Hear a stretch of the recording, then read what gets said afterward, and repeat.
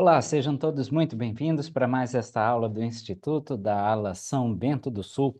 E hoje os capítulos designados são terceiro NEF, do 17 ao 19. Nós já vimos que Cristo estava ensinando aqui nas Américas e ele continua esta série de ensinamentos. Vimos também na aula passada que esses textos que nós estudamos de Cristo aqui nas Américas, o Sermão da Montanha, o Sermão do Templo, eram textos templários. Sim, eram textos que provavelmente continham as ordenanças do templo, da mesma forma que nós fazemos hoje em dia. Então, agora, em terceiro NEF 17, nós continuaremos essa pregação de Jesus Cristo. E é o fim do primeiro dia de pregação de Jesus Cristo. E eles aí devem estar no mesmo local e estavam prontos para retornar a esse local no dia seguinte, mas eles estavam ali já há bastante tempo, tá? E eles continuariam ali por mais um tempo para ouvir Jesus Cristo. Então, no capítulo 17, nós temos diversas curas feitas por Jesus Cristo, e no 18, eles vão partilhar do sacramento. Eles também fazem convênios com o Senhor. E o Senhor queria justamente que eles fizessem esses convênios antes que eles retornassem para os seus lares. O capítulo 19 é a introdução de muitos outros capítulos, uma série de outros capítulos que vai chegar até o capítulo 26 de terceiro NEF. Então, talvez esse bloco do Vem e Segue-me foi dividido assim para ser justamente a introdução para todos esses outros, tá? Mas também nós poderíamos redividir estudando 19 até o 26, que é um conjunto completo, ok? É interessante notar aí que nesse primeiro dia vai se iniciar com Jesus dando autoridade para os discípulos batizarem, tá? Jesus Cristo, assim que chegou, deu essa autoridade para os discípulos batizarem. E o primeiro dia vai terminar com Jesus Cristo dando autoridade aos discípulos para conceder o Espírito Santo. Então, o dia começa com ele dando autoridade para batizar, e o dia termina com Jesus Cristo dando autoridade para a conferência do Espírito Santo. E parece que Cristo aí não quer deixá-los até que eles tenham noção do que viria depois. Quais eram os convênios que viriam depois desse batismo e recebimento do dom do Espírito Santo. Então, o Evangelho de Cristo é algo justamente progressivo. É preceito sobre preceito, linha sobre linha. Então, sempre tem algo mais. A gente pode até achar que já estar na presença de Jesus Cristo seria o suficiente. E deu. Mas não, sempre tem algo mais. É a progressão eterna do que a gente sempre fala na Igreja de Jesus Cristo, dos santos dos últimos dias. Então, o Salvador iria retornar para mais. Os capítulos 17 e 18, como parte dessa introdução da aula de hoje, tá? Cada um tem mais de 200 citações em discursos de conferência geral. Eles só perdem para terceiro NEF 11 e terceiro NEF 27. Então, o capítulo 17 conta com 251 citações e o capítulo 18 com 221 citações. Então, se você não tem tempo para analisar terceiro NEF inteiro, o que eu aconselho que tenha, crie o tempo para isso, mas se quer uma visão rápida de terceiro NEF, então são esses os capítulos que você deve ir atrás. Terceiro NEF 11, 17, 18 e 27.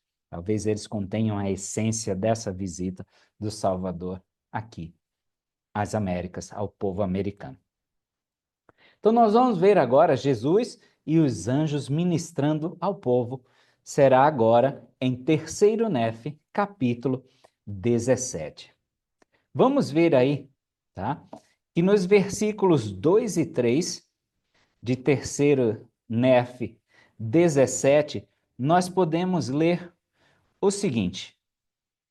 Então, vamos abrir aqui as Escrituras Livro de Mórmon, terceiro Nef, 17, versículos 2 e 3 diz o seguinte: percebo que sois fracos, que não podeis compreender todas as palavras que o Pai me ordenou que vos dissesse nessa ocasião.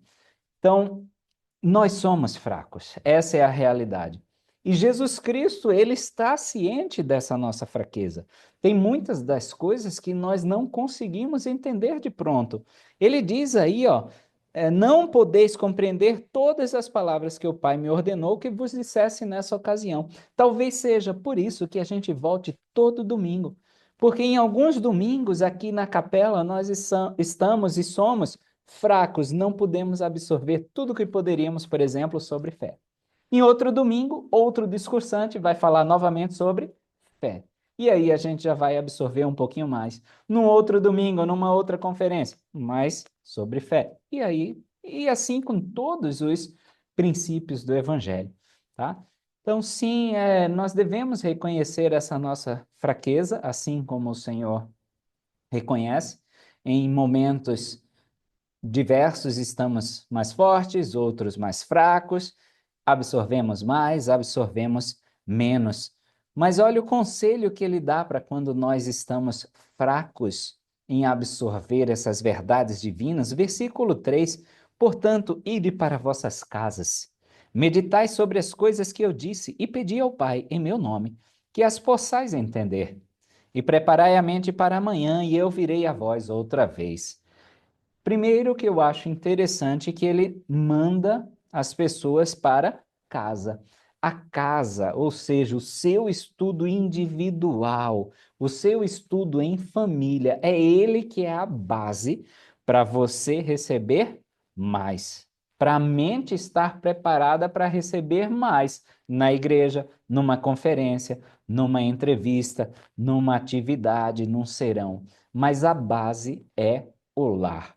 É no lar que nós aprendemos e preparamos as nossas mentes para que possamos receber cada vez mais do Senhor. Nós devemos então orar para absorver mais coisas espirituais e que o Senhor queira nos ensinar, seja pelo estudo ou seja na prática com as dificuldades da vida.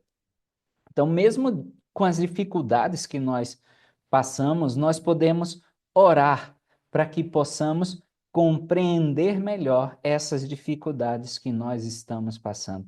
Senhor, o que o Senhor deseja me ensinar nessa provação, nessa prova, nesse momento difícil da minha vida? Então, eu devo orar pedindo para absorver essas coisas espirituais. E aí, o Senhor ele vai falar um pouquinho em quiasma ou mórmon, quando foi organizar esse discurso do Senhor, ele organizou em forma de quiasma. E eu não sei se vocês se lembram do quiasma, mas o quiasma é aquela estrutura como se fosse o pão, queijo, hambúrguer, a carne, depois mais queijo ou alface e pão novamente. O quiasmo seria justamente essas verdades principais concentradas ali no meio. Então, nós temos uma estrutura quiástica aqui em terceiro Nef 17, que começa a partir do versículo 6 até o 7. Eu vou ler para vocês. E ele disse-lhes: eis que minhas entranhas estão cheias de compaixão por vós. Tendes enfermos entre vós? Trazei-os aqui.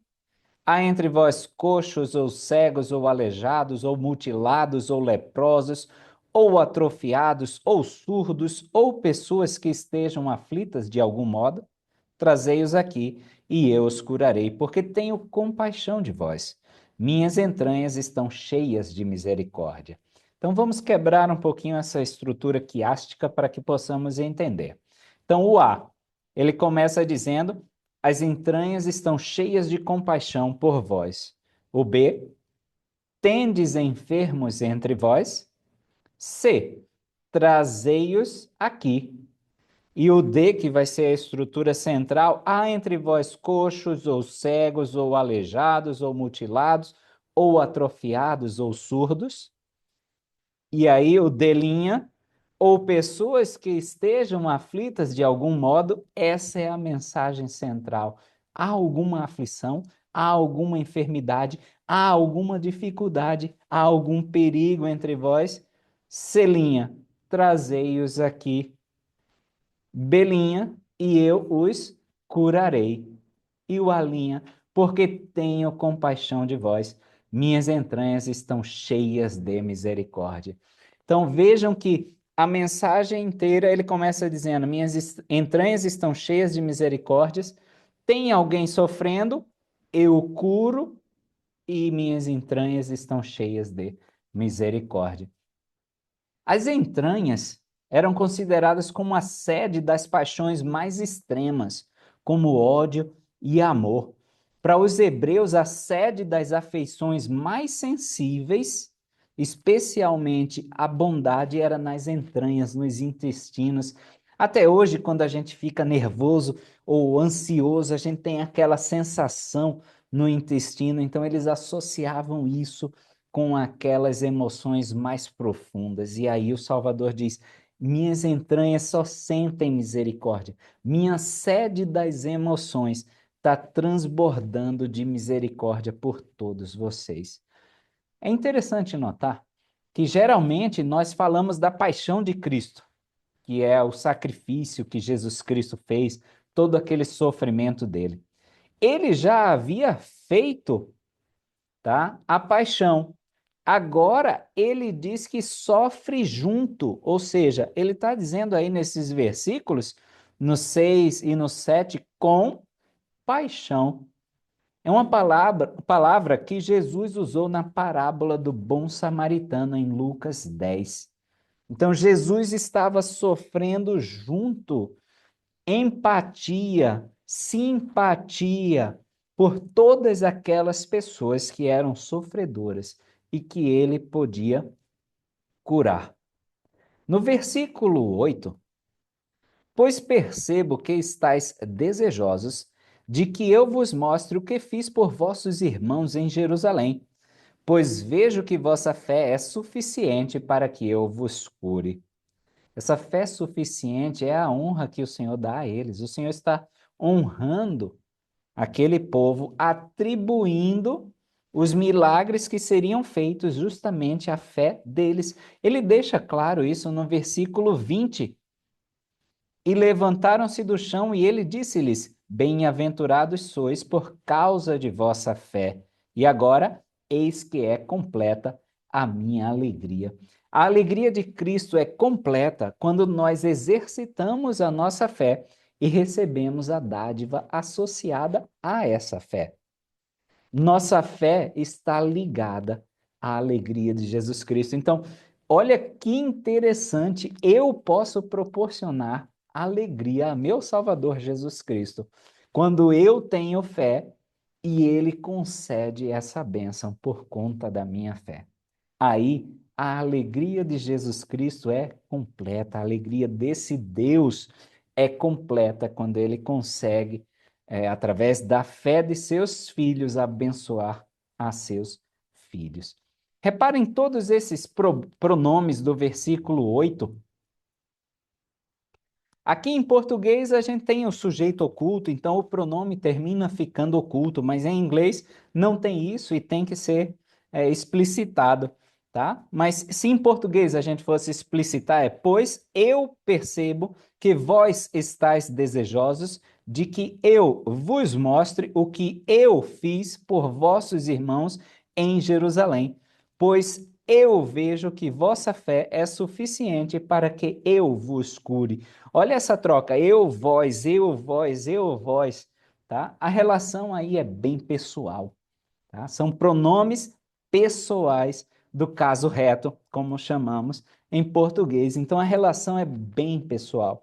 A nossa relação com Jesus Cristo é crucial para a sua habilidade em nos abençoar.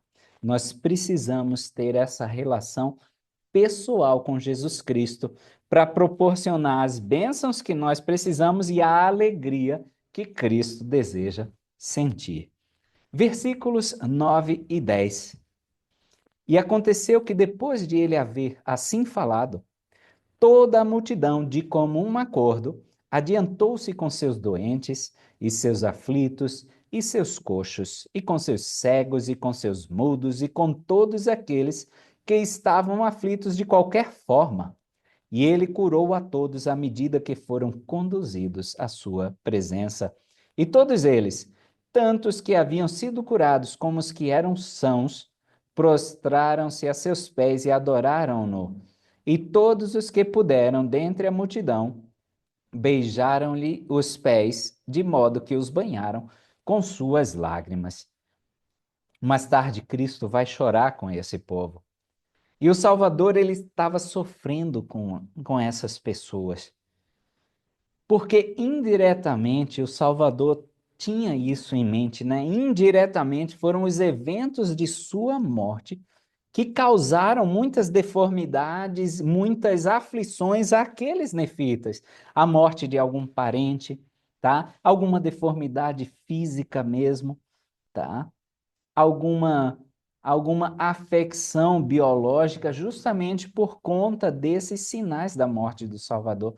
Então, que alegria para Cristo deve ter sido poder, eu vou colocar entre aspas, corrigir isso. E quantos de nós, hoje em dia e na história da igreja, sofremos por causa dele, por causa de Jesus Cristo? Às vezes a gente sofre pagando o dízimo e deixando as contas de lado, é aquela angústia, aquele sofrimento, recusando um emprego talvez que você almejava porque não te dará a possibilidade de guardar o dia do Senhor e etc. Todos esses sofrimentos, todas essas aflições, todas essas deformidades, vamos chamar assim, que alegria ele vai ter em poder corrigir tudo isso. Talvez é por isso que o Senhor use justamente compaixão. Eu estou sofrendo com vocês, porque eu sei que foi por amor a mim, por minha causa que isso aconteceu a vocês. Então, deixa eu corrigir essas coisas, deixa eu tornar tudo certinho novamente. Eu gosto também de frisar que ele curou no versículo 9 a todos à medida que foram conduzidos à sua presença. Então, à medida que foram se dirigindo para a presença de Cristo, aí sim é que eles foram curados. Não é de longe, ou ele estava lá em casa, não. À medida que eles estavam indo, se achegando a Cristo, eles puderam ter a recompensa de sua fé. Então, é assim conosco. Nós temos que ir de encontro a Jesus Cristo para que ele possa sentir aquela alegria plena que vem da bênção de nossa fé. Versículos 11 e 12. E aconteceu que ele ordenou que as criancinhas fossem levadas à sua presença.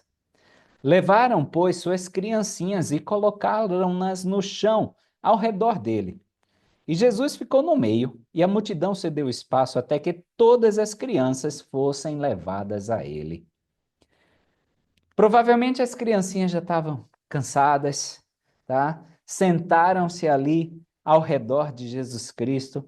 Talvez as crianças aí menores de 8 anos, as puras, aquelas que poderiam ter acesso direto ao Salvador. Aquelas crianças sem pecados, cuja expiação de Cristo já tornou-as santas antes do batismo. Então, elas se sentaram ali ao redor do Salvador, e eu acho interessante também que no versículo 12 diz que a multidão cedeu espaço. Nós estamos, os adultos da história, cedendo espaço para que nossas criancinhas floresçam. O Salvador disse que nós deveríamos ser como uma criança, tá? Aceitando toda a vontade do Pai, submissa, humilde.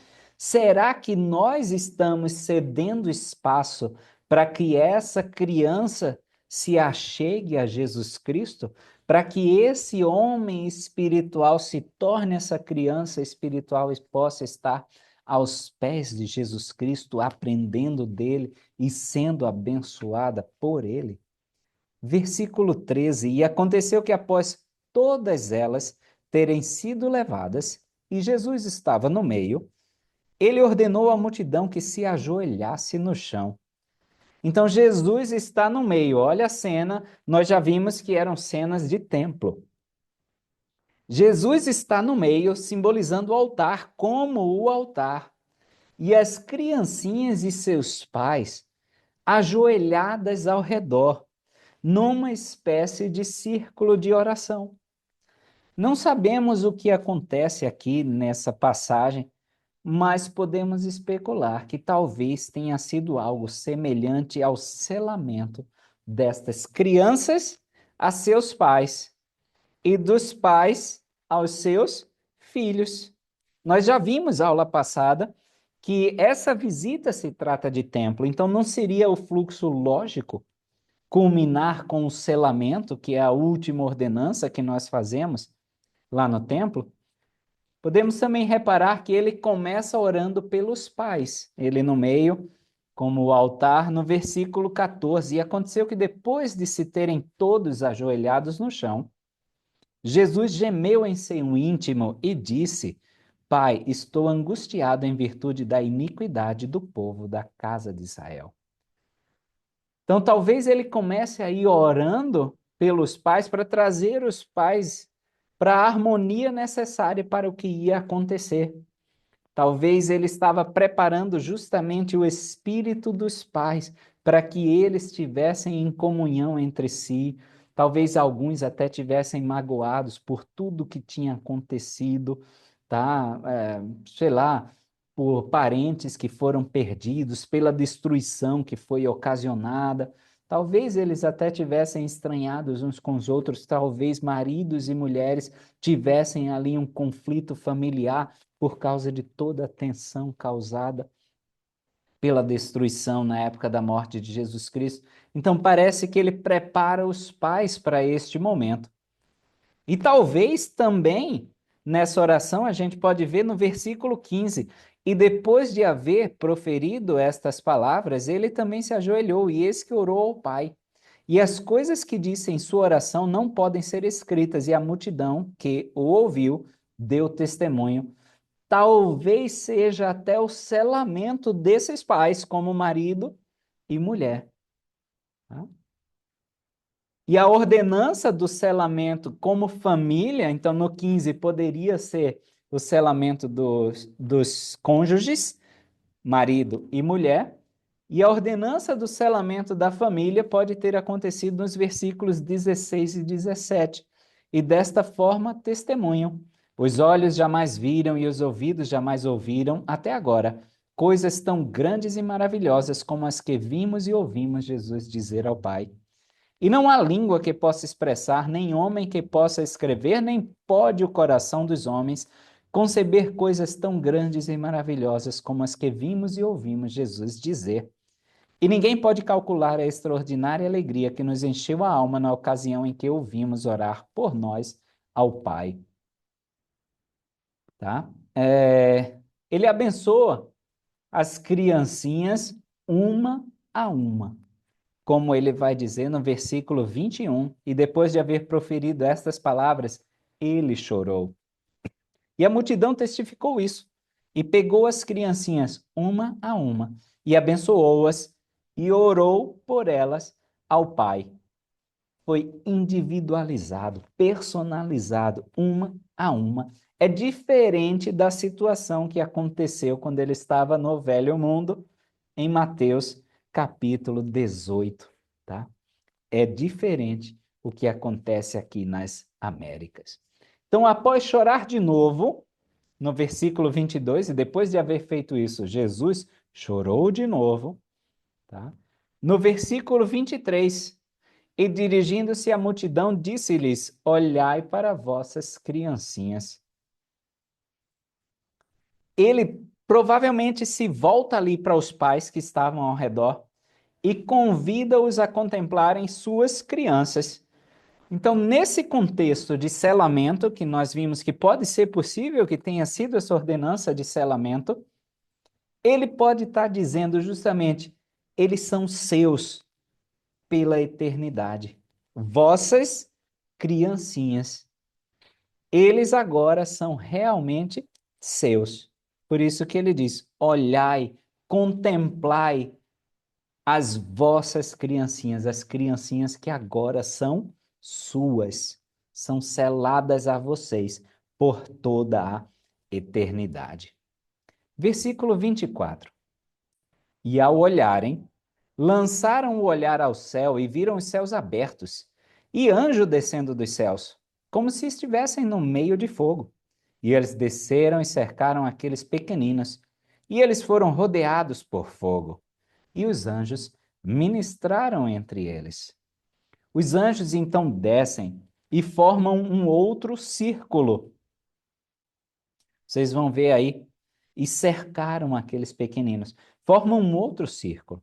E eles ministravam às crianças, ou seja, faziam algo necessário a essas crianças. Minerva Teicher, eu vou compartilhar aqui a pintura que ela idealizou, justamente sobre essa ministração dos anjos. Minerva Teicher visualizou esta cena com os anjos trazendo comida, trazendo pão para essas criancinhas que estavam ali boa parte do dia sem fazer nenhuma pausa. Então, talvez seja isso que tenha acontecido, mas eles vieram ministrar, fazer algo por essas criancinhas, tá? Vieram fazer algo que elas precisavam naquele momento. Versículo 25. Vamos ver o versículo 25 agora. E a multidão viu, ouviu e deu testemunho. E sabem que seu testemunho é verdadeiro, porque todos viram e ouviram, cada homem por si mesmo, e eram cerca de 2.500 almas, entre homens, mulheres e crianças.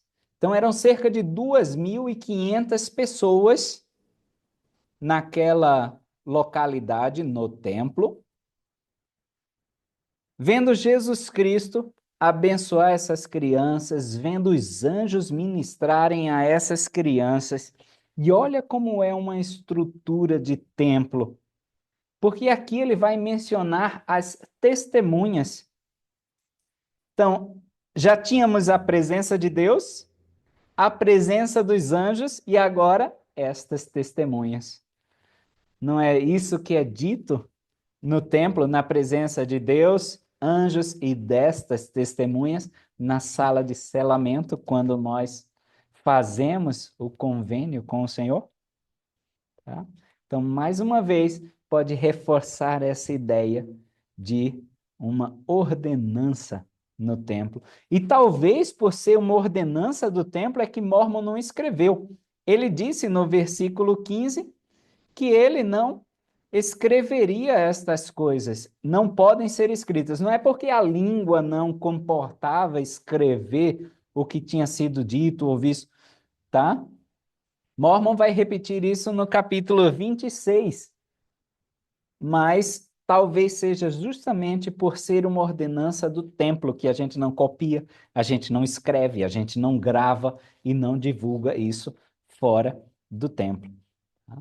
Geralmente a gente pensa em Jesus ensinando ali só por 3 dias, mas Mormon deixa claro que foi muito mais que isso.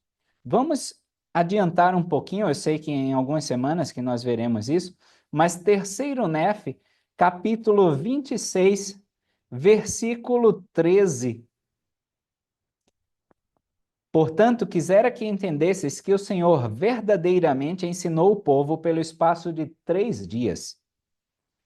E, após isso, manifestou-se a eles repetidas vezes, e partiu muitas vezes o pão, e abençoou, e deu a eles. Então, não foram só esses 3 dias, foram várias outras vezes quando ele ainda ministrou o sacramento. Então, talvez o que Mórmon deixou de escrever aí foi explicado ao povo nessas outras ocasiões, nessas outras visitas do Salvador, coisas pertinentes ao templo. E aí chegamos ao fim do capítulo 17, mas não ao fim desse dia de pregação do Salvador aqui nas Américas. Ainda não é o fim do dia. Vamos então para terceiro Nefe, capítulo 18, quando Jesus ele administrará o sacramento. Do jeito que foi registrado aqui, o capítulo 18 e o capítulo 19, há um vai e vem assim dos 12 para a multidão, da multidão para os 12, a essa troca de audiência. E o Senhor fala e frisa coisas diferentes para os 12 e para a multidão. Algumas coisas eles estressa mais para os 12 do que para a multidão e por aí vai. Então, talvez a razão para isso é que nós somos iguais, sim, perante Cristo, perante o Evangelho de Cristo, mas somos desiguais como discípulos, pelo chamado que nós temos, pela responsabilidade, pelo conhecimento, pelo tempo que nós temos de aprendizado, etc. Então, nós somos iguais perante o Evangelho de Jesus Cristo, mas diferentes, tá? Em todo esse aprendizado que a gente tem. A gente está discutindo terceiro NEF 18, tá? Se quiserem abrir lá. Então, quando a gente for estudar, a dica que eu dou quando a gente for estudar terceiro NEF 18 é marcar, talvez, com lápis diferente, quando é que Jesus está falando para a multidão, quando é que Jesus está falando para os 12 discípulos. Então, vocês podem ver que é um pouquinho diferente o que ele quer enfatizar para os discípulos e o que ele quer enfatizar para a multidão, tá? Então, logo no versículo 1, já achou aí, Elisa? Consegue ler? Terceiro Nef 18, 1. E aconteceu que Jesus ordenou aos seus discípulos que lhe trouxessem pão. Beleza. Não teve nada de milagroso aí, ok? Ele não fez surgir pão, ele não multiplicou pão. Ele pediu para os discípulos trazerem pão e vinho. Por quê?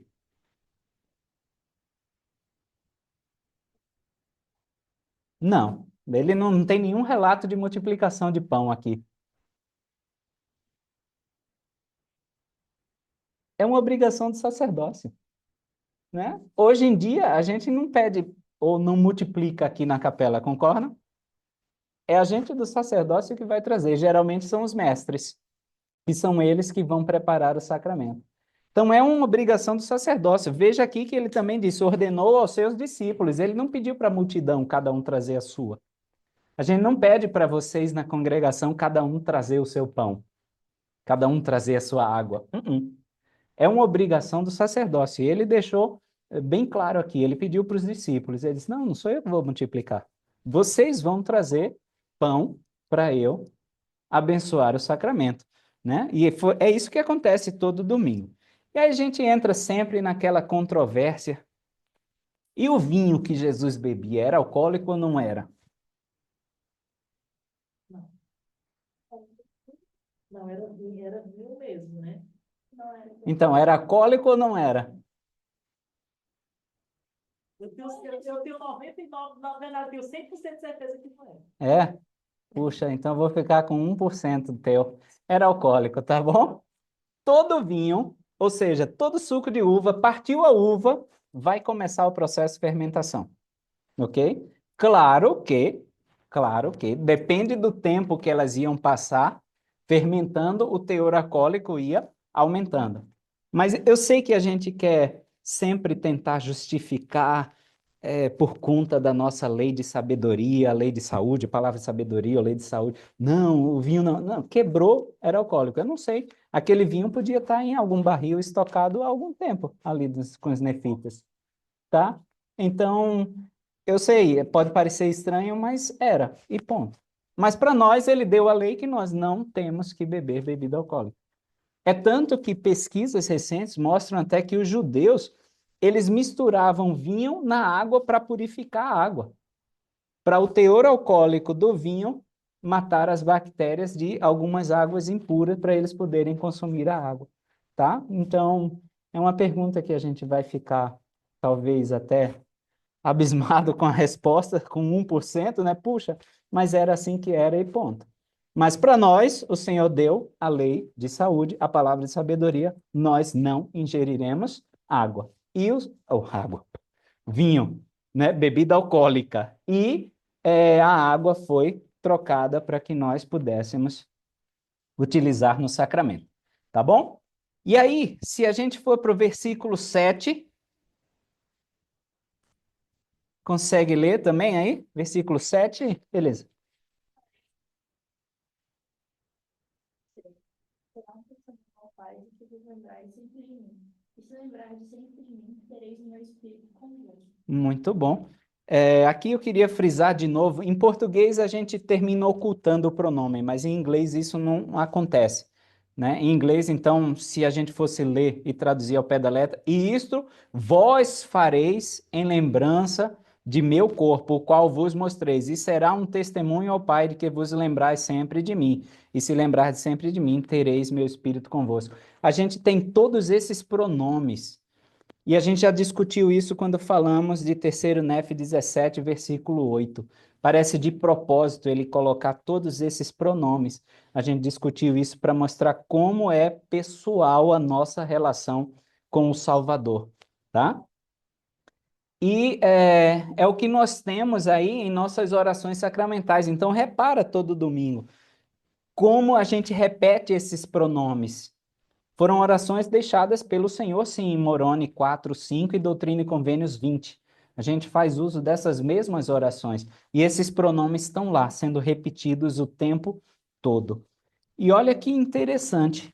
A gente se perguntar, o pão do sacramento representa o quê? O corpo. Todo mundo responde logo, mas que corpo de Cristo? Ok, aqui nas Américas ele tem essa ideia. Mas a gente geralmente lembra do corpo dele que foi machucado, massacrado, para que nós tivéssemos remissão dos pecados. Sim. E é justamente isso que ele diz aqui, ó. Fareis em lembrança de meu corpo, o qual vos mostrei. Ou seja, ele mostrou para os nefitas um corpo ressurreto, um corpo perfeito. Então, talvez quando a gente estiver tomando o sacramento, a gente deva se lembrar, sim, do corpo machucado dele, mas também do corpo ressurreto e perfeito dele. Sim, como nós teremos um dia, como bem frisado. Tá bom? Então, ganha mais uma nuance aqui nas Américas desse corpo ressurreto. Então, na mesa sacramental lá, a gente pode pensar na ressurreição de Cristo, não na morte de Jesus Cristo. Pode ser mais um símbolo para a gente associar. Não, geralmente eu pensava no sacrifício dele. Há vários anos atrás era assim. Depois que eu estudei um pouquinho mais, puxa, verdade, pode ganhar essa conotação. A igreja é justamente isso. A igreja prega um Cristo ressurreto, um Cristo Sim. forte, um Cristo poderoso, né? Porque tem muitas religiões que Cristo é um coitadinho na cruz, olhando assim, cabisbaixo, que olha assim, é meu Salvador aí, entendeu? Então, eu Sim. gosto de ver ele como esse ser forte, sabe? É como ele é agora. Sim, Exatamente. e como ele era, né? Porque eu acho que nem quando ele estava morrendo ali, sendo açoitado, ele não tinha esse ar de coitadinho, sabe? Sim, Eu acho que ele sempre teve esse ar. concorda. Ele era ele visual, mas E se ele fosse gordinho? Eu gosto de pensar ele com a barriguinha até. Eu acho que ele. Muito bom. Então vamos lembrar talvez mais do Cristo ressurreto no sacramento do que no corpo dele morto e ferido. Uhum. É ele. Uhum. Muito bom. Vamos ver o versículo 8 e 9. Tem aí, irmã Kelly? Terceiro Nef 18. Terceiro Nef 18, 8 e 9. Tem 8, 9. Pode ser. E aconteceu que depois de haver proferido estas palavras, ordenou aos discípulos que tomassem do vinho do cálice, bebessem-no e dessem-no também à multidão para beber. E aconteceu que eles assim procederam e beberam dele, e fartaram-se e deram à multidão. E eles beberam e fartaram. Não tem uma ordem aqui sendo seguida? Primeiro eles tomam, depois... Ok. Não é assim que a gente hoje procede numa reunião sacramental? Quem é que toma primeiro o sacramento entre nós? Nem sempre é o bispo. Quem está presidindo? Ok. É o presidente da reunião, né? Então, nem sempre vai ser o bispo. Se tiver alguém da estaque, é ele. Se ele não estiver, às vezes sou eu que estou presidindo, mas às vezes é um conselheiro da estaque que está presidindo. Então, podem reparar. Por isso que toda vez a gente diz quem preside e quem dirige a reunião, né? Vocês podem ver que o nome que a gente citar, que está presidindo aquela reunião, ele recebe o sacramento primeiro, o pão e a água. Depois dele, aí tanto faz a ordem. Porque muita gente às vezes pensa, é o bispo então que está presidindo, depois é para o primeiro conselheiro. Não, não tem essa. Depois dele tomar, dele, o presidente da reunião, qualquer um, toma depois. Como aqui aconteceu, depois dos discípulos tomarem a presidência, aí foi estendido para toda a multidão, para todos os que estavam lá. No versículo 11, ele vai dizer que vai ser feito isso em lembrança do sangue que derramei por vós, está aí no versículo 11, terceiro Nef, 18, 11. E aí, ele vai passar a instruir sobre a oração. Vocês vão ver no versículo 12 que ele vai falar de novo sobre a rocha. A gente discutiu isso também em aula passada, tá? A importância que ele deu, ele falou em mais de uma ocasião sobre construir sobre essa rocha. E ele repete aqui de novo, em terceiro Nef 18, inclusive com a mesma aliteração que ele fazia lá, falando da casa na areia, a casa sobre a rocha, ele vai falar sobre isso. Rocha que é Jesus Cristo, rocha, o templo estava numa rocha e por aí vai, tá? Então ele faz sempre essa associação e eu acho que se ele chama a atenção mais de uma vez para isso é porque o negócio realmente é importante. Então a gente precisa realmente colocar em prática a construção dessa nossa casa sobre a rocha. E aí, versículo 15, eu posso ler para vocês.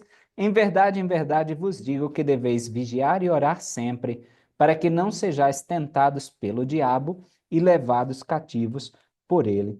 Então, ele vai instruir sobre a oração, primeiro para os 12, e depois ele vai se voltar para a multidão.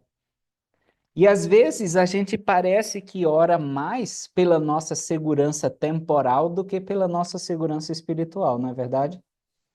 A gente às vezes ora com muitos mais pedidos materiais do que essa segurança espiritual. Vê aqui, ele diz: vigiar e orar sempre para que não sejais tentados pelo diabo e levados cativos por ele.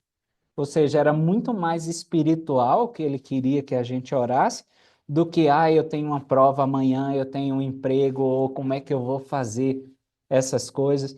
São importantes, são, mas ele estava querendo muito mais que a gente focasse nessa segurança espiritual do que na segurança material. Ele já tinha ensinado isso para os discípulos. Lembra que eu disse que ele começou ensinando aos 12 e depois se volta para a multidão. Ele já tinha falado para os 12, a gente também viu a aula passada. Não se preocupa com o que tem que comer, com o que tem que vestir, com o que vocês vão beber. Eu vou fornecer tudo isso, né? Porque vocês são meus servos, né? Vocês são meus 12 escolhidos. Não se preocupa com isso. E aqui ele está dizendo, ora por tua segurança espiritual, tá? Versículo 18, aí pode ler, Elisa?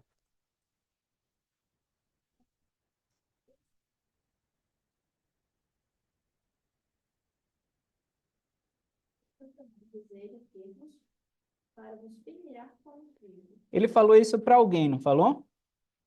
Mais especificamente na última ceia? Os 12. Isso, ele falou para Pedro. Naquela ocasião foi bem específico para Pedro, né? E claro, a gente explicou isso quando tivemos o Novo Testamento, mas peneirar como trigo, ele queria separar Pedro do resto da igreja. Quem peneirava como trigo separava o grão da palha. Era por isso que eles peneiravam, tá? Então, era nesse sentido que o Senhor dizia para Pedro. Eles queriam separar, o Satanás queria separar Pedro de toda a igreja, né? E aqui também ele diz isso, só que agora ele já está falando para a multidão. ou seja, para todos nós. E não é isso que Satanás tenta fazer hoje em dia? Peneirar para nos separar da comunidade de Jesus Cristo, né? Para fazer com que a gente fique distante da comunidade de Jesus Cristo, da congregação de Cristo, do rebanho de Cristo. Então, aqui, naquela ocasião, ele falou só para Pedro. Aqui ele está dizendo para todo mundo. Ó, Satanás quer, algumas traduções da Bíblia diz, te cirandar como trigo, né? Quer te peneirar como trigo. Quer separar vocês desse convívio, desses mandamentos, dessas leis, desse convênio que eu estou dando para todos vocês. Versículo 20. Quer ler, irmã Kelly? E tudo quanto pedis ao Pai em meu nome, que seja justo, acreditando que receberei, eis que vos será dado. Isso vai ser repetido lá em Moroni 7:26 por Mormon. Espírito e tem que pedir por fé. Isso. A nossa vontade tem que estar sempre alinhada com a vontade do Senhor. Se ela estiver alinhada, ele diz, ó, em meu nome, sendo justo, acreditando que recebereis, batata, vai ser dado. Deus ele Sim, dá o que eu quero, porque ele me ama. sim. Mas muitas vezes eu disse, Senhor, por favor, protege isso. Então, ele sabe que aquilo ali que eu estou querendo não vai me dar aquela proteção que eu estou pedindo. Então, às vezes, ele muda por isso. Mas quando fala assim, ó, pedir tudo que é justo é quando você pede pelo Espírito. Quando o justo realmente se aproxima do Senhor, os desejos dele passam a Sim. ser os desejos do Senhor através do Espírito. Então, eu li um livro que fala que quando a pessoa tinha alguns que ele curava e outros não. E ele começou a questionar por que, Senhor, que esses eu ponho em minhas mãos e não consigo curar, por que esses outros não? Aí o Senhor falou para ele, porque esse é mandado pelo Espírito. Ouça o Espírito daqui para frente. Então, quando ele passou a entender que ele colocava a mão na cabeça, que era uma doença lá, que ele colocava a mão, aí ele sentia que aquele era para dar conforto, aquele era para dar cura. E todos o que ele sentia que era para curar, a pessoa se curava na hora. Sim. Então, assim, aí explica nesse livro que eu estava lendo, que eu li, que quando você pede pelo Espírito, você pede a vontade do Senhor. Então, a vontade do Senhor, ela é feita. Concordo. A gente discutiu isso um pouquinho no capítulo 17. A gente falou justamente sobre fé e falou sobre a alegria de Cristo. Que só quando ele concede aquelas bênçãos, minha alegria é completa, né? E a fé, ela sim está totalmente ligada a essa vontade do Senhor. Tá? A gente viu também em aula passada, por exemplo, Cristo, ele apareceu para Nefe quando Nefe orou porque o povo ia ser morto. Concordam comigo? Porque não estava chegando o sinal da sua vinda. E eu enfatizei isso bastante na aula. Será que ele não adiantou o tempo que ele viria? Justamente por amor daquele povo, pela fé daquele povo? Então, então podia ser que talvez Cristo viesse semana que vem. Mas por conta da fé de Nefe e daquele povo que estava angustiado, ele disse: Não, então eu venho amanhã, Nefe. Deixa eu antecipar aqui um pouquinho. Eu não sei. Pode ter sido coincidência, Nefe orar na noite anterior ao dia que estava apontado para Cristo vir, como pode não. Né? Como ele diz aqui também, 3º Nefe 17, minhas entranhas estão cheias de misericórdia. Então tá bom, Nefe. Amanhã eu venho para o mundo. Né? Então, a fé, geralmente a fé não é de quem faz a bênção, é de quem pede essa bênção, né? Então, sim, muitas coisas o Senhor, ele vai nos conceder exatamente.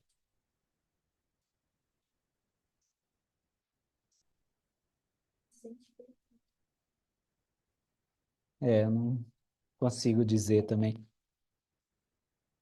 Até porque ele seria um Deus injusto se ele curasse a todos, né? Assim, então qual era o propósito de ter alguma doença? Então ele acabe com todas as doenças do mundo, né? Então, mas mesmo quem tem fé, ele testa, né? Então eu acho que vai por aí, sabe? Ele não pode interferir. Assim, aí é um pensamento meu, tá? Ele já estabeleceu todas essas leis biológicas, químicas e físicas antes. Ele não pode sair interferindo toda vez na ordem natural das coisas. Senão, que tipo de Deus é esse, né? Eles filho, mas infelizmente é o corpo né? São Eu acho que é ácidos muita nucleicos fé, imperfeitos. muita fé, porque eu me lembro quando eu tive o osteomielite, que eu estava com muita dor, eu ia para o hospital, não passava, as injeções não passavam, os remédios não passavam, nada passava. E eu lembro que eu, Senhor, não aguento mais, você quer enlouquecer, tanta dor, né, aqui, né? Sim. E nada de passar. E chegou uma hora que eu senti uma raiva. Pai, quer saber? Não tire mais a dor, não. Pode deixar, mas me dê a capacidade de suportar. Só isso. Eu tenho certeza que Cristo na cruz teve a capacidade de suportar aquela dor. Então, nesse momento, para mim, eu estou na cruz, porque a dor está insuportável. Meu queixo tremia, minhas mãos tremiam. A dor estava muito forte. Então, só me dê a capacidade de suportar. Só isso. É isso que a gente pede na 13ª regra de fé, né? E aí, quando eu dei, Cremos em quando todas eu as pedi isso a coisas. Deus, eu fiquei quieto, parei de gemer. A dor continuou, mas eu suportei. Deitei à noite, não tinha como dormir, porque é como que a cabeça está inflamada, não tem como encostar em canto nenhum. No outro dia dei aula. Quando o queixo começava a tremer e as lágrimas desciam, eu me virava de costas para as irmãs, para elas não perceberem. E aí eu percebi que eu consegui, eu tive a capacidade de suportar, porque eu estava enlouquecendo da dor. Então é justamente isso, é a fé. Às vezes a pessoa está doente e diz, Deus, eu vou continuar doente e só penso na doença. Eu não, às vezes eu adoeço, Sim, eu quero a cura. concordo. Então, é E muito vai. isso, é muito da fé. Então, eu citei a 13ª regra de fé, né? Temos suportado muitas coisas e confiamos na capacidade de tudo suportar. Então, é por aí, né? E esse povo estava suportando muitas coisas, a gente também discutiu isso, né? Que eles tinham perdido muito com essas destruições da morte de Jesus Cristo, né? Claro, né? Eu me lembro que eu tive minha irmã morta nos meus braços, quando ela tinha um ano. Ela estava literalmente roxa, sem respirar, o coração não batia nada. E eu me lembro que eu amava ela demais, mas um amor que eu não sei explicar, sabe? Eu me lembro que o sol já tinha nascido, já tinha nascido, tinha dado raios do sol. E eu me lembro que eu abri uma janela, subi as pressas, quando a mãe disse, não tem mais o que fazer, deitou ela no sofá. E aí eu abri a janela, quando eu abri a janela, eu olhei para o céu e disse assim, pai, ela é tudo. Tu me deu e tu levou. Bom, eu só te peço uma única coisa. Me ajuda a suportar, porque está doendo demais. Isso de joelho chorando. Está doendo tanto, Deus. Aí quando eu disse isso, meu pai pegou ela assim, mole, rebolou aqui no ombro e saiu de bicicleta.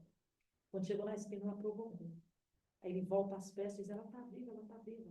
E aí quando deita ela, a cor dela vai voltando ao normal. Só que ela não acorda, né? Que eu posso estar assim, mas a cor foi voltando ao normal. Aí é que a minha mãe conseguiu um carro e levou para o hospital.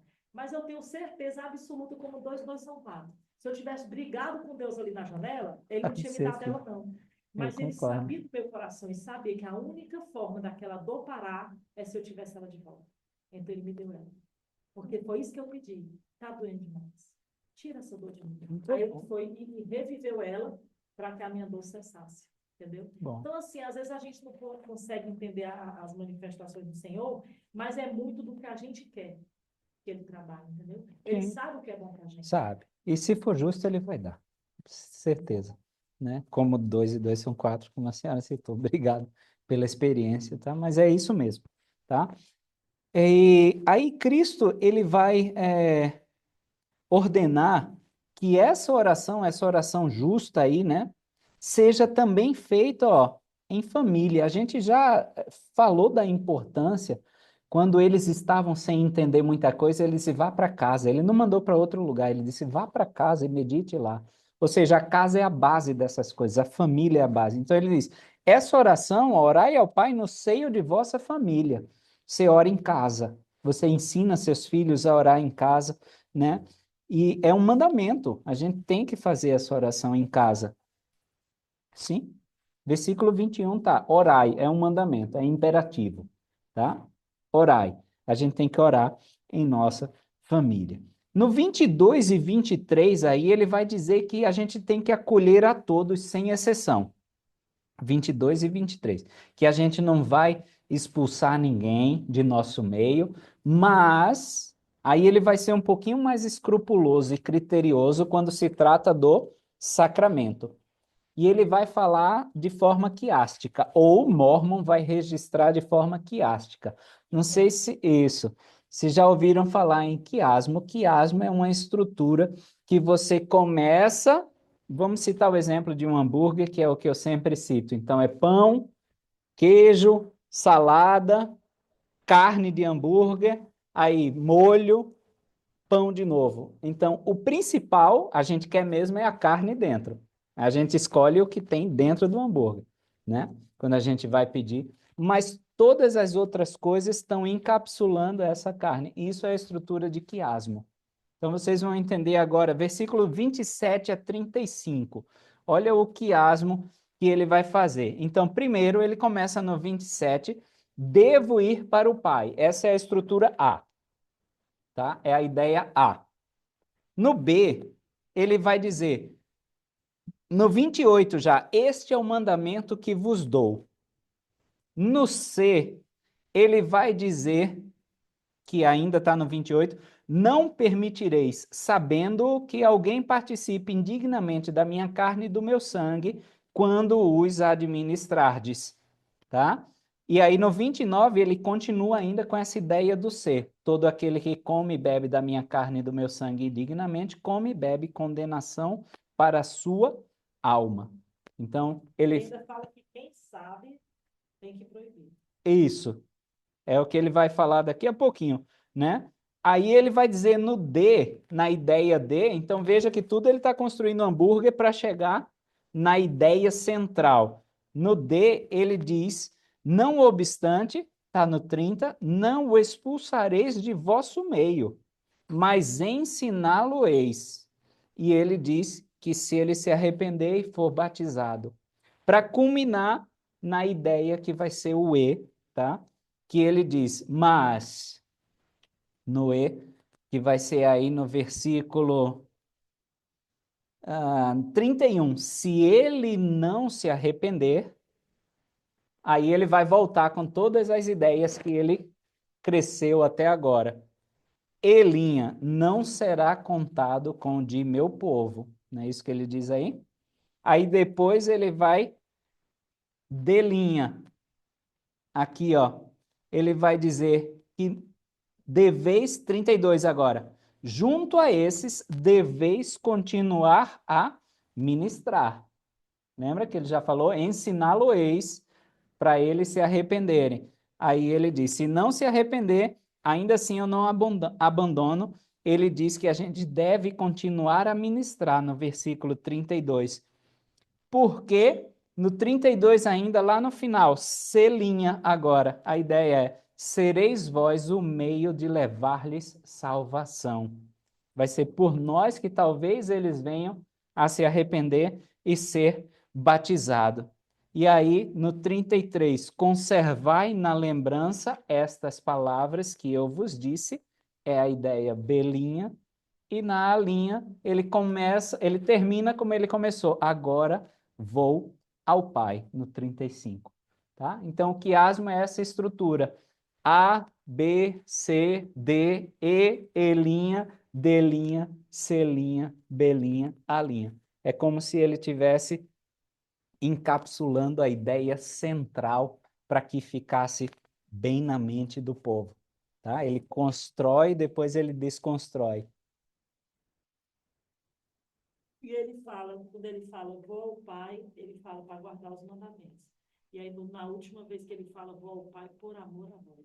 Uhum. Convém ao Pai por amor a vós, né?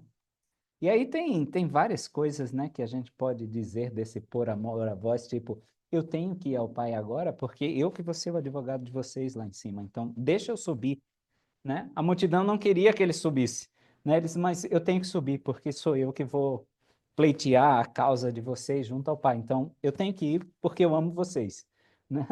É isso que acontece. É igual, sei lá, talvez o pai vai dizer para os filhos, ó, eu tenho que sair e deixar vocês para trabalhar porque eu amo vocês, eu tenho que prover o sustento para vocês, né? Beleza? E aí, versículo 35, 36 aí a gente já vai ver, a gente viu o 35, mas no 36 ele vai impor as mãos, ó. Quem pode ler o versículo 36? Jesus tocou sua mão e se escolheu. Não, Até que tocava em todos e falava-lhes enquanto os botava. Olha que ele coloca a mão um a um. Não foi um geralzão assim, ó, e eu abençoo vocês, não. É individual. É por isso que a gente hoje tem falado tanto na igreja em ministrar como o Salvador. A gente já viu também no capítulo passado, terceiro Nef 17, que ele ministra a cada criancinha, que ele abençoa uma por uma, abençoa uma por uma. Eu acho que ficava nessa parte, a multidão, É isso, ok? porque a gente foi ver o apóstolo, né? Aí ficou todo mundo assim, olha, não é para tocar nele, não é para falar nada, ele vai só abençoar, dizer seu nome e tal. Aí a Elisa foi e me ensinou a falar na língua dele, quero um abraço, né? Aí eu pensei, poxa, se o Salvador tivesse aqui, ele ia deixar eu tocar nele. O apóstolo não é acima do Salvador. Então, qual o problema? É os homens que não querem que eu chegue perto dele. Então, quando eu olhei para o profeta, eu falei, como é que eu... Profeta não. Apóstolo, eu falei esse nome aí, eu fiquei falando na fila toda, aí eu falei. Aí ele me puxou e me abraçou. E o Elias e ela queria isso, mas ficaram obedecendo com medo. Aí o Elias passou, até hoje ele fala. Podia ter recebido Pois um Godoy. Mas entenda, eles tiveram uma coisa que eu não tive. Ele olhou no olho dele e falou com eles pelo nome. Aí eu disse, isso é tão, tão forte como um abraço. Já eu com um abraço. Não deu pra... Entendeu? Bom, Mas eu lembrei disso aí. Já, olha a paciência dele, que até você citou sim. naquele dia. Todo mundo, um por um. E eu acho que não era assim, tá bom, vai pro outro, não. Não, Pacientemente. concordo. Quantos choraram aos pés dele? Sim. Quantos? E ele, sem perder a calma, e eu acho que aqui é a mesma coisa, sabe? Aquela compaixão sempre, aquele amor. E o apóstolo, ele tinha uma energia, assim, uma coisa tão diferente. Eu não vi no olhar dele que ele estava com pressa. Eu vi que o povo estava com aquele medo, mas por ele ficava a noite ali. Sim, Sabe? sim, Foi assim, muito concordo. mágico, muito mágico. Embora não tinha uma multidão.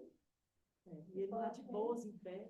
E foi ele que pediu que todos fossem até Sim, ele. isso é bem legal. Eu gosto de ver isso também nesses homens apontados pelo Senhor. E aí vocês vão ver, ó, e no 37, a multidão não ouviu essas palavras. O que que o Salvador estava falando enquanto impunha as mãos nos discípulos? Eles foram para casa com essa curiosidade.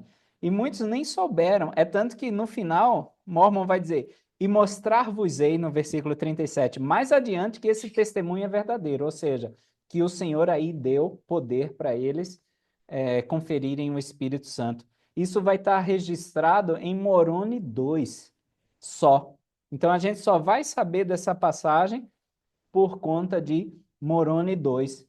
E aí veja que interessante, porque ele começa o dia dando poder para os discípulos batizarem.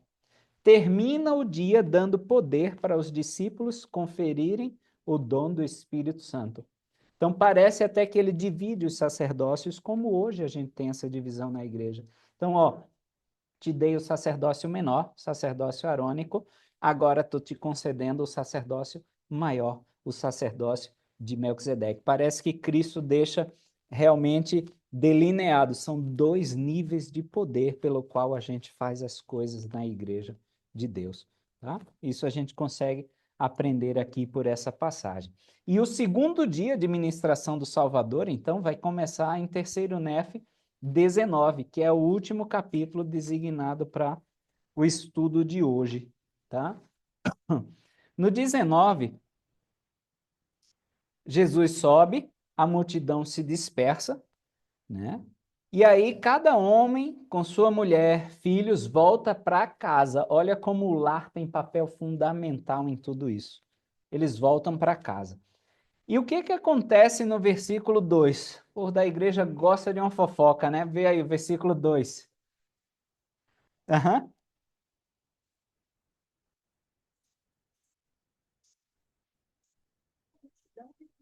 Porque ele ministrar entre eles.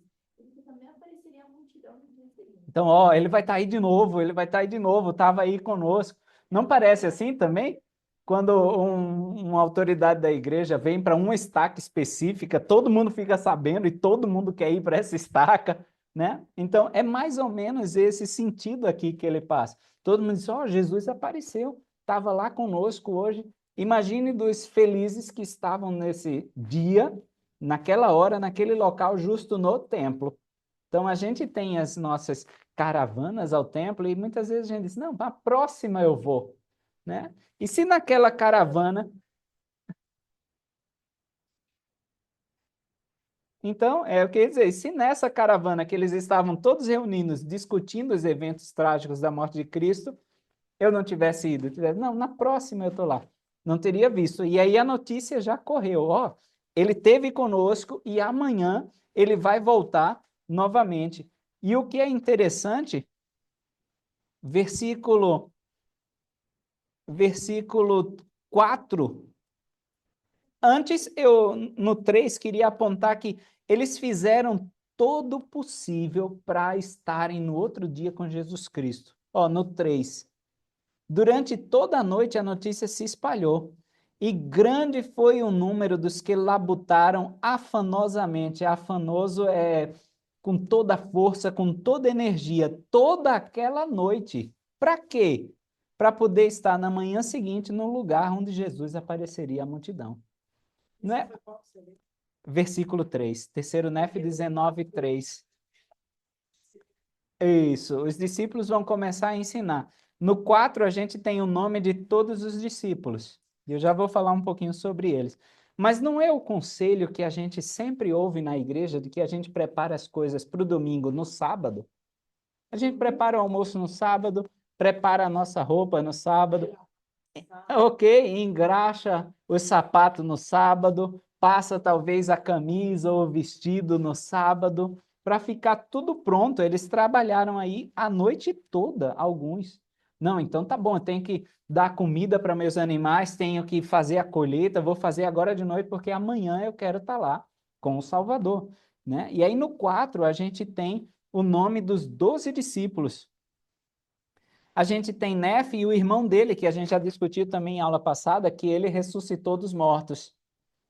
Timóteo, a gente até então não sabia quem ele era, ou não tinha o nome dele. Então a gente tem Nefe, Timóteo, aí a gente tem e também seu filho, cujo nome era Jonas. A gente não sabe se era filho de Nefe ou filho de Timóteo, se era neto de Nefe. Não sabemos, mas era filho de um dos dois, cujo nome era Jonas. Então a gente tem Nefe, Timóteo, Jonas, Matone, Matonia, Cúmen, Cumenone, Jeremias, Semnon, Jonas, Zedequias e Isaías. Esse era o nome dos 12 que ele escolheu ali na multidão. Não sei, tá? Nefe, Timóteo, Jonas, Matone, Matonia, Cúmen, Comenone, Jeremias, Semnon, Jonas, Zedequias e Isaías. O que chama a atenção aqui por esses nomes é que muitos eram hebraico puro, tipo Jonas aí já é a tradução grega, né? Mas Zedequias, por exemplo, Isaías, Jeremias, tá? Então, talvez a gente deduza aí por esses nomes, é só especulação, claro, mas talvez a gente veja a representação geral desses 12. Tipo, tinha Nefita, tinha Lamanita, tinha Josefita, tinha Jacobita, a Molequita, talvez, tudo aí estava sendo representado. Se você olhar também hoje para o Quórum dos 12, a gente tem o que? Havaiano, brasileiro, americano, russo, o que mais? Ok, então a gente tem diversas nacionalidades representadas no Quórum dos 12. Desde aqui, Jesus Cristo já tinha escolhido homens justos de qualquer nacionalidade que fosse, qualquer etnia que fosse, Jesus Cristo estava escolhendo. A gente não sabe ao certo, mas é legal pensar assim, né? E aí, os discípulos, eles vão ensinar, eles já vão estar ensinando ao povo em preparação para Cristo que viria. Cada um. Uhum. Parece até a nossa divisão em alas, nossa divisão em estacas. Sim, sim. É isso que eu estou falando. E eles foram cuidadosos. Ele viu aquela multidão enorme. Não, peraí, vamos separar para poder cada um ser bem alimentado Sim, espiritualmente. para não ficar dúvida, talvez, né? Então, no versículo 6, que é isso que a senhora está citando, os 12 estão ensinando a multidão. E olha o versículo 9, porque eles ensinaram as mesmas palavras que Jesus, em nada variando das palavras que Jesus proferira. Isso está no versículo 8. A gente gosta muito de variar as palavras que os profetas proferem, né? Ah, eu entendo desse jeito, ou eu entendo de outro jeito. Não, é isso daqui, acabou. Tá? É isso, é isso. A gente gosta de ficar, talvez, adaptando as palavras dos profetas para a minha circunstância. E não é bem isso. Não é isso que o Senhor está pedindo. Eles não variaram nada. Ok? E aí, no versículo 9, pode ler, irmã Ken? E oraram por aquilo que mais desejavam. E o que eles mais desejavam era o Espírito Santo. Então, ó, eles oraram pelo que mais desejavam. E o que eles mais desejavam era justamente o Espírito. Não era nada mais que isso. Isso, não era nada mais que isso, tá? E é o que eu mais desejo hoje em dia. Nas minhas orações, esse é o top one da minha oração, é ter o Espírito do Senhor. A gente pede isso todo domingo. Ele promete que vai nos dar o Espírito, mas em nossas orações a gente está pedindo por esse Espírito do Senhor, tá? Eles desejavam aquela mudança de coração que o rei Benjamim já tinha falado antes.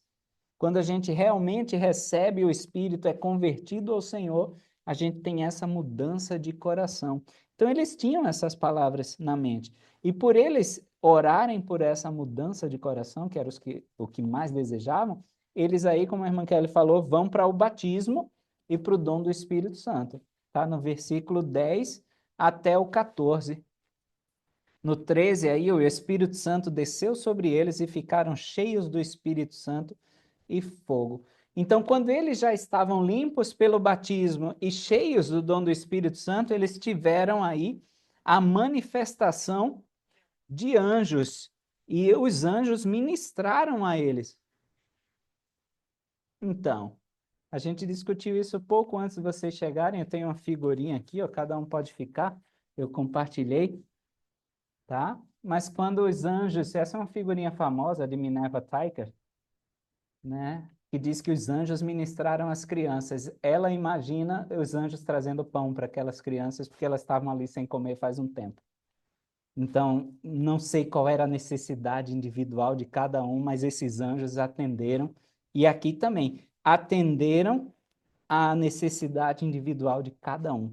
No versículo 14, desceram anjos dos céus e ministraram entre eles. Vejam que os anjos desceram e ministraram às criancinhas. E agora, os anjos descem e ministram a estes que acabaram de se tornar como criancinhas, por meio do batismo e por meio do Espírito. Eles estavam puros como aquelas criancinhas. E isso permitiu que eles tivessem a ministração aí dos anjos. Está no versículo 14. No versículo 15, aí o Senhor chega durante essa ministração. Então, os anjos estavam ministrando às pessoas, Cristo chega durante essa ministração. E isso deve ter feito as pessoas pensarem: puxa, ele tinha prometido isso. Se a gente voltar para 3º Nef 12:1, ele diz que ia batizar com fogo e com Espírito Santo. E Jesus Cristo desce logo após isso acontecer. Sim? Eu acho que ele estava mostrando, ó, eu estou cumprindo exatamente o que eu falei para vocês em 3º Nef 12:1, tá? Eu estou no meio de vocês depois de ter batizado com fogo e com Espírito Santo. O que é curioso é que no versículo 18, quer ler, Elisa?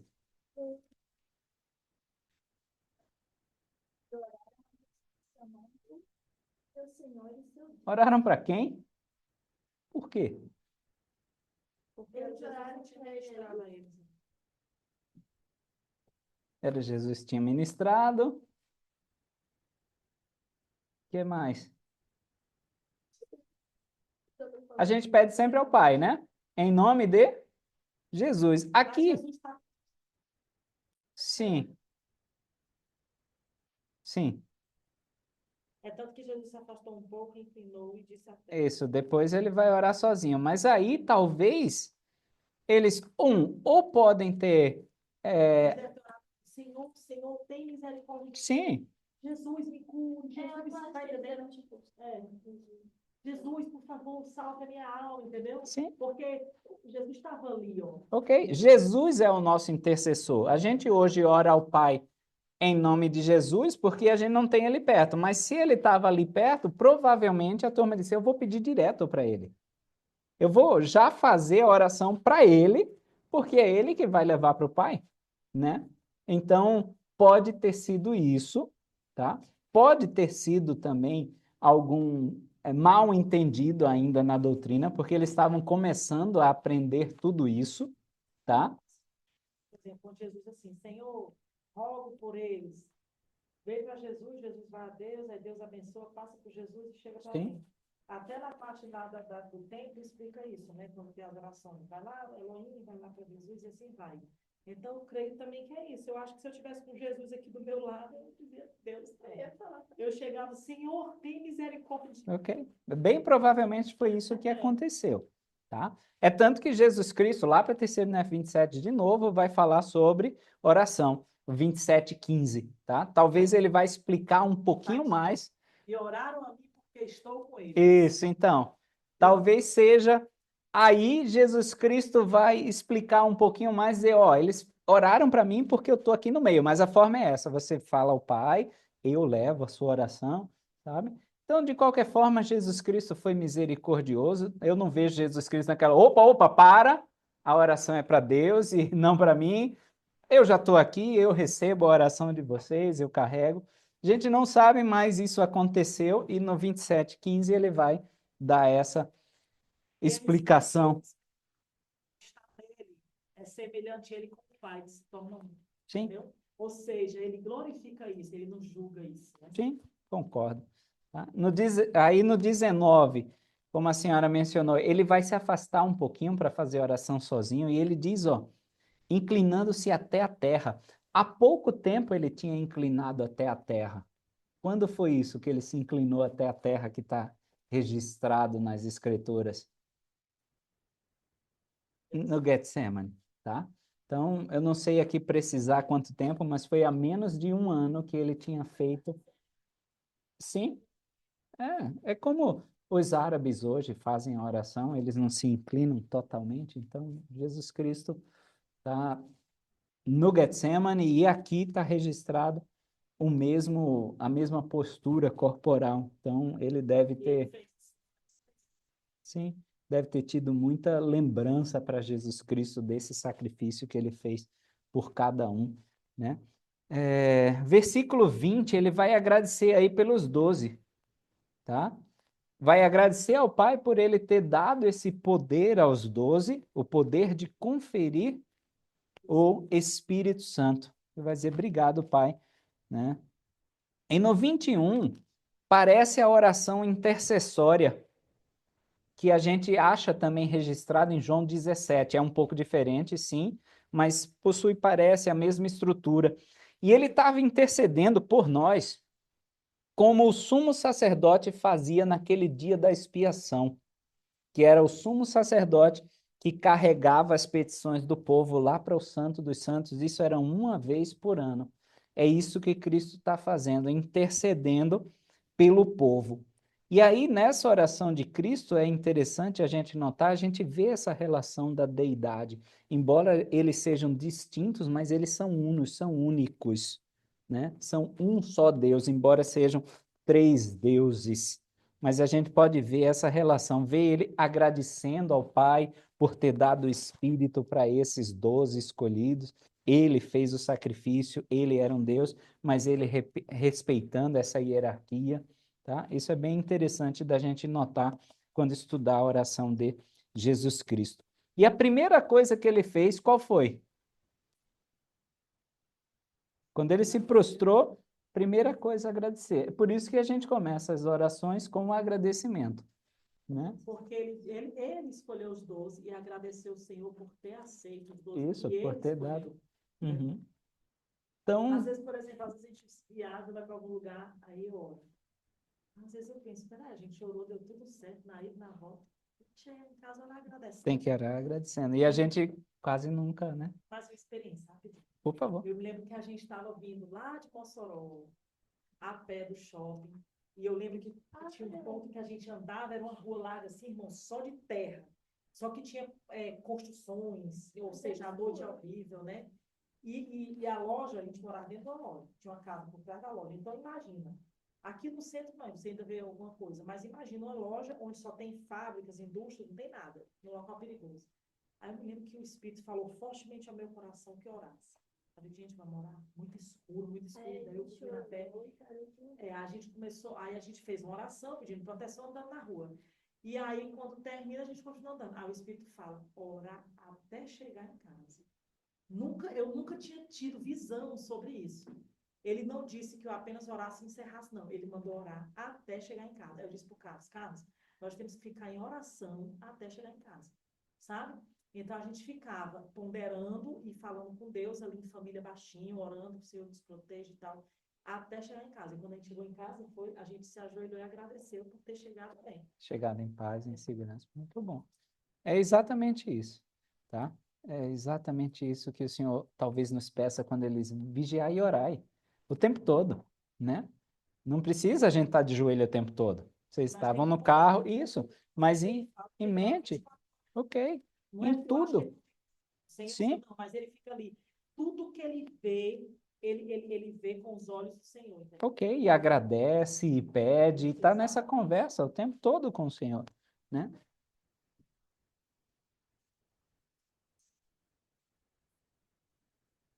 Permite força. Tem várias passagens que falam que a gente deve ter sempre uma oração em nossa, uma prece em nosso coração.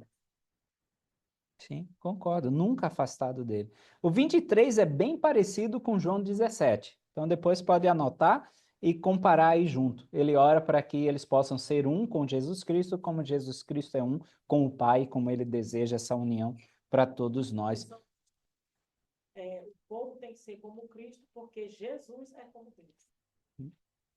No 24 e 25, eles foram abençoados aí porque eles estavam cheios de desejo. Ó. No finalzinho do versículo 24, eles usam essa palavra anelo em português, que significa desejo, né? Anseio, ânsia. E aí no 25, e aconteceu que Jesus os abençoou, justamente porque eles tinham todo esse desejo. E olha que interessante esse versículo 25. Quem pode ler aí o versículo 25?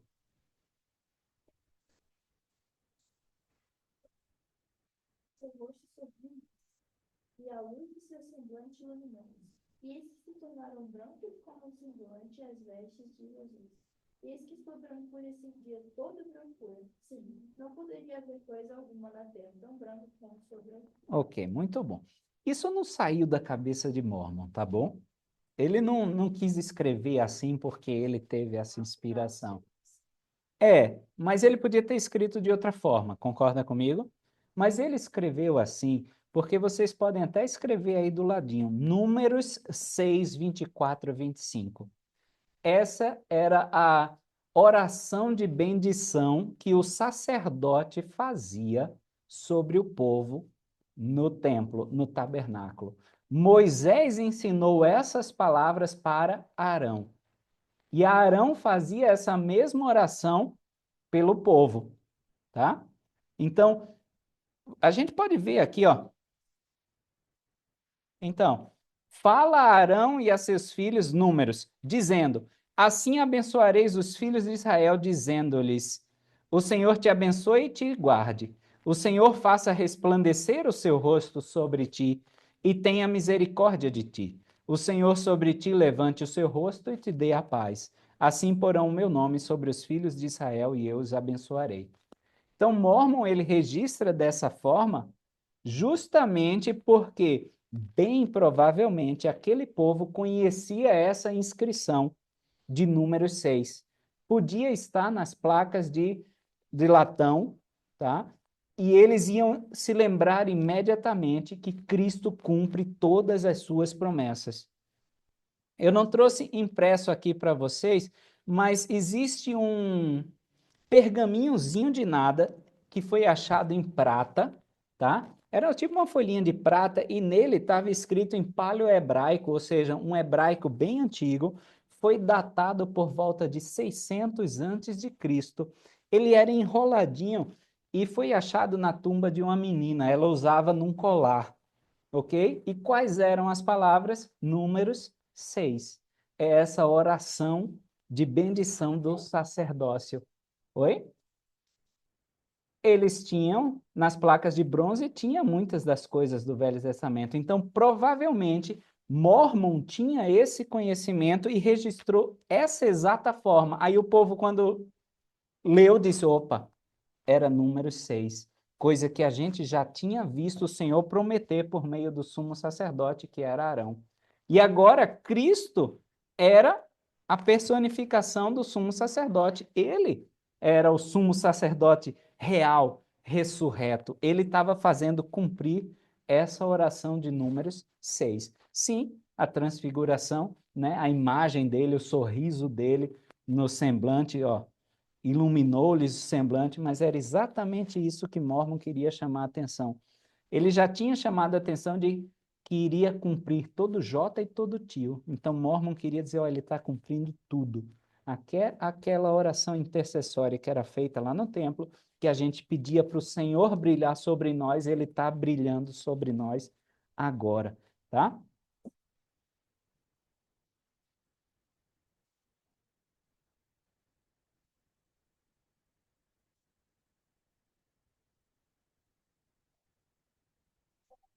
Sim, você vai ver que depois desse tempo, eles vão viver um período grande até de paz, né? Não, mas também aqui Jesus disse continuar a orar e eles não cessaram de orar. Então é por Sim, isso que tiveram paz. concordo também, né? E sim, concordo que provavelmente eles viram essa transfiguração, essa mudança no semblante das pessoas, né? Aham, seu rosto sorriu-lhes e a luz de seu semblante iluminou-os, né? Que em Números pedia para o Senhor sorrir sobre eles, tá? Então é bem interessante, tá? Pode ir? Eu já vou lá. Estamos Aí ele quase começa lá. a ficar quieto. Não, mas pode sim, por favor. No 29, Aham, que fala assim, ó, Pai, não rogo pelo mundo, mas por aqueles que tu me deste do mundo por causa de sua fé, para que sejam purificados em mim e para que eu esteja neles, como tu, Pai, está em mim, para que sejam um e para que eu seja glorificado neles. Sempre me chamou a atenção isso, sabe? Porque assim, eu acho que o Salvador, ele realmente ele dá chance para todos. Mas que os escolhidos são aquele que crê nele, verdadeiramente crê nele, sim. que faz valer a pena a expiação de Cristo na vida deles, né?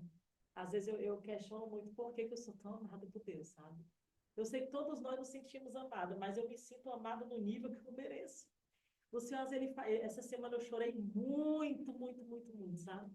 Porque não é a ação, é eu senti a mão de Deus que me emociona, entende? Uhum. Vamos dizer, eu ganhei algo grande ou algo pequeno, não vai influenciar o meu sentimento. O que vai influenciar é quando foi Deus quem me deu, sabe? Sim, Se der tempo eu contar a experiência de por novo. favor. O meu filho fez aniversário, até eu pedi para você falar com Sim. ele, né? E aí eu consegui o contato da presidente da Sociedade por lá, que eu queria fazer uma surpresa para ele e tal. E esses dias a gente está fraquinho, né? De dinheiro, né? E aí eu me lembro de, eu dou meu jeito, né? Que a gente não vai depois vou dar um jeito de conseguir dinheiro, mas eu vou comprar um bolinho. Aí o kit lá que eu tinha visto era R$ 175. O mais barato, que era um bolinho de 2 quilos, né? Aí tinha um salgadinho, um refri, já dava isso. Aí eu digo, meu pai, eu ainda queria mandar a caixa pelo correio para resolver. Meia-noite e um do domingo. Que domingo? Não, foi durante a Do semana, né? domingo para segunda. É isso. Porque nós vai saber que foi na terça.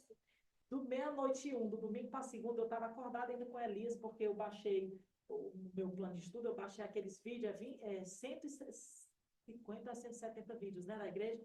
Aí sempre antes de dormir, eu ficava assistindo com ele, assim, a gente assiste tanto que ficou tarde. Aí eu estava questionando, digo, Senhor, vai dar certo. Aí essa presente fala assim para mim, meia-noite e um. Mano, estava pensando, o Helder de Sá é tão querido, está batizando tanto, está ajudando tanto a nossa aula, deixa que eu dou o kit. Quando ela falou do kit, não foi o kit em si, sabe? Eu senti uma emoção tão grande porque o Sim, Senhor tinha visto que eu tinha feito sono no papel durante o dia e que eu estava querendo ver um meio de não deixar passar em branco. E aí eu digo, não acredito. Ai, mas eu chorava, soluçava, eu não consegui me conter. E aí o meu filho, para com isso, mulher. Eu digo, é muita emoção, é muita emoção. Aí eu tava com a Elisa no quarto, aí com um pouco o Carlinhos veio, o Carlinhos já tava dormindo, ele acordou. Aí ele veio e me abraçou. Quando ele me abraça assim, eu sinto o amor de Deus com tanta intensidade que eu digo, meu pai, como tu me ama, que sabe? bom. Irmão, eu não sei explicar, mas é algo grande demais. E eu fiquei, Senhor, por que tu me amas tanto? Eu não mereço tanto amor. Eu não mereço. Não foi o bolo, não foi o que, Sim, foi o foi que eu senti na o hora. Eu senti que Salvador Deus estava ter dizendo, te filha, provido o que você precisava na hora que você que precisava. grandiosidade, viu? Bom, obrigado por ter compartilhado. E eu acho que era justamente isso que o povo estava sentindo, tá? Depois, estudem o restinho 19 com João 17, mas que a gente possa sempre ter essa luta em nós para que a gente possa ter a luz do Senhor sempre nos iluminando, o sorriso do Senhor nos iluminando, tá? Não as lágrimas do Senhor, mas o sorriso. Eu comentei também no comecinho da aula que a alegria do Senhor depende da nossa fé e Ele dá exatamente o que a gente precisa por causa da nossa fé. Então, acho que é por isso que Ele sorria iluminando o povo. Lembra uma experiência que foi na conferência geral de uma irmã que ela contou um discurso ou foi um profeta, não sei, não foi um profeta não. Eu sei que a experiência é essa, a pessoa estava muito doente, muito doente. E aí ela começou a duvidar, ela sofria, e aí ela disse sim, se o Senhor existisse, se o Senhor realmente se importava com ela, ela queria um pão, e ela não comentou com ninguém. Aí uma irmã de outra cidade foi fazer um pão, sentiu que deveria fazer 2 pães. Você lembra dessa história? E ela viajou porque sentiu que deveria fazer pão. Rapaz, eu chorei tanto, irmão, porque na hora, eu juro pra ti, eu vi essa história na minha cabeça, digo, Deus, como tu me ama. Tu tá pegando uma mulher de outra cidade para me dar uma coisa para mostrar o quanto tu me ama. E ele fez isso. E eu nem pedi a Deus prova nenhuma.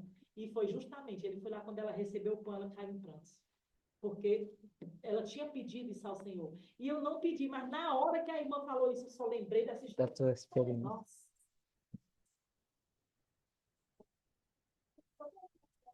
O Gilberto contou, no consultor do Conferência dos Jovens, Aham. que na missão dele, ele sonhou alguma coisa assim, que ele atendeu uma mulher que estava vestida com vestido amarelo, uma roupa específica. E aí, quando ele chegou nessa mulher, ela falou para eles, pode entrar, porque ela tinha sonhado que eles iam aparecer na porta dela, tal dia, e alguma coisa chovendo, alguma coisa assim. Então, tipo, não tem por que Deus fazer essas coisas, ela vai estar com tal roupa, e ele vai Sim. sonhar e conectar as Mas coisas. ele faz, ele faz só Mas para mostrar aconteceu. para a gente que, Aconteceu sim, isso. Ele batizou. Foi esse daí que ele batizou a igreja inteira? Foi? Foi o Giovanni. Não, mas foi esse sonho, não é? Porque o Giovanni batizou a igreja inteira de testemunho de Jeová. Todo tá. mundo da O congregação Senhor se faz batizou. essas coisas, Ele nos ama assim, de verdade. Eu presto testemunho disso, tá? Agradeço mesmo a presença de todos E vocês. Que bom, bom, fico feliz. Todo sábado a gente está por aqui, convido vocês a estarem sempre, né? Obrigado mesmo pela presença.